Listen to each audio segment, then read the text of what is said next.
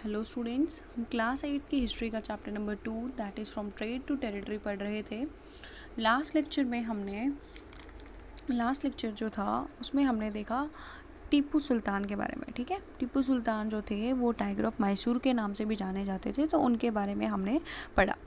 तो last lecture को मैं समराइज़ करती हूँ। लास्ट लेक्चर में हमने देखा जो मैसूर था उनका काफ़ी अच्छा ट्रेड चल रहा था मालाबार कोस्ट पे कंपनी के साथ, और कंपनी जो थी वो काफ़ी चीज़ें वहाँ से परचेज़ कर रही थी। लेकिन 1785 में जो टीपू सुल्तान थे उन्होंने कंपनी के साथ ट्रेड करना मना कर दिया, लोकल मर्चेंट्स को, और ट्रेड को रोक दिया। तो ये बात कंपनी को पसंद नहीं आई। अब कंपनी ने काफ़ी ज़्यादा जो थे वो क्या किए, काफ़ी ज़्यादा वॉर जो थे वो जो थे हैदर अली और उनके बेटे टीपू सुल्तान के साथ लड़े, जो कि बेसिकली 4 एंग्लो मैसूर वॉर्स जो थे वो हुए थे। अब in out of the 4 Wars last war जो था that is battle of Seringapatam, उसमें क्या हुआ, कंपनी जो थी वो जीत गई और टीपू सुल्तान जो थे उनकी डेथ हो गई। और टीपू सुल्तान जो थे उन्हें 1792 में जब कंपनी ने कंबाइंड फोर्स का इस्तेमाल किया मराठास और निज़ाम ऑफ हैदराबाद की फोर्सेस का, तो इन्होंने टीपू सुल्तान को हरा दिया। और यहाँ पे क्या हुआ, इनके जो 2 बेटे थे टीपू सुल्तान के, उनको एक ट्रीटी के तहत उनको होस्टेज बना दिया गया, बंदी बना दिया गया। तो अब हम पढ़ेंगे वॉर विद द मराठास। अब इनकी नज़र जो थी वो मराठा किंगडम पे भी थी, मराठास पे भी थी। तो क्या हुआ यहाँ पे, from the late 18th century से जो कंपनी जो थी वो क्या करना चाहती थी, कर्ब करना चाहती थी, यानी एक दबाव डालना चाहती थी, हथियाना चाहती थी, और मराठा पावर को क्या करना चाहती, डिस्ट्रॉय करना चाहती थी, ख़त्म करना चाहती थी। तो थर्ड बैटल ऑफ पानीपत जो है उसमें जो कंपनी थी वो जीत गई और जो मराठास थे उनकी क्या हुई, डिफीट हुई। इस तरीके से क्या हुआ, जो मराठास का सपना था दिल्ली को रूल करने का वो भी क्या हो गया, शैटर हो गया, वो भी ख़त्म हो गया एक तरीके से।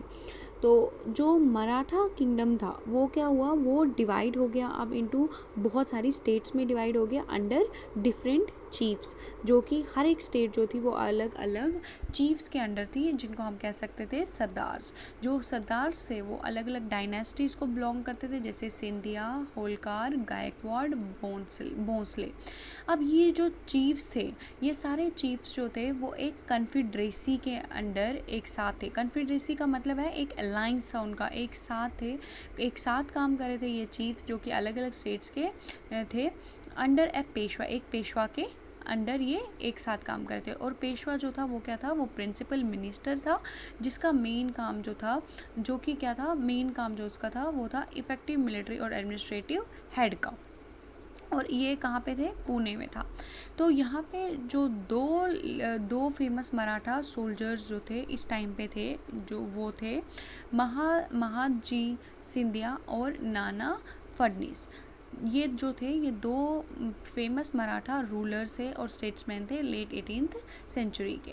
अब जो मराठास थे इनको भी बहुत सारे वॉर्स में क्या किया, हरा दिया गया कंपनी के द्वारा।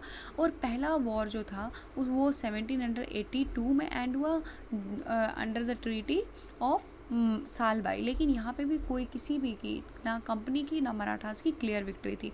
लेकिन जब सेकेंड एंग्लो मराठा वॉर हुआ 1803 से 1805 में, वो अलग अलग फ्रंट्स पे लड़ा गया और इसमें ब्रिटिशर्स जो थे वो जीत गए, यानी कंपनी की जीत हुई। और कंपनी ने क्या किया, सबसे पहले तो उड़ीसा जो था उसको एनेक्स किया, उसको जीत लिया, अपने अंडर ले आए। और उसके बाद जो टेरिटरीज़, जो एरियाज़ यमुना के नॉर्थ में थी, यमुना रिवर के नॉर्थ में थी, उनको भी इंक्लूड कर लिया गया, जो कि थी आगरा एंड दिल्ली। अब आगरा और दिल्ली और उड़ीसा जो थी ये किसके अंडर आ गई, सारी कंपनी के अंडर आ गई।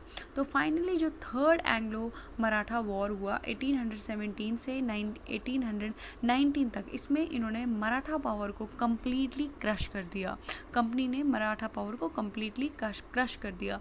और जो पेशवा थे उस टाइम पे, जो कि मिलिट्री हम कहते थे, मिलिट्री प्रिंसिपल मिनिस्टर थे उस टाइम पे, तो उनको इन्होंने क्या कर दिया, रिमूव कर दिया कंपनी ने, और उनको भेज दिया बिठूर जो थी वो एक जगह थी कानपुर के नज़दीक में। तो इनको कहा दिया गया कि अब आपको सत्ता में कुछ जो है पार्टिसिपेट नहीं करना है, आपको एक पेंशन मिलेगी और वो पेंशन के साथ ही आपको रहना है। तो इस तरीके से जो कंपनी था उसका एक कंप्लीट कंट्रोल जो आ गया था टेरिटरीज़ पे साउथ की, ठीक है। साउथ ऑफ इंडियाज़ में इनका जो भी टेरिटरीज थी, जो भी एरियाज थे, इनका कंप्लीट एक कंट्रोल जो था इस पे आ गया था। Thank you.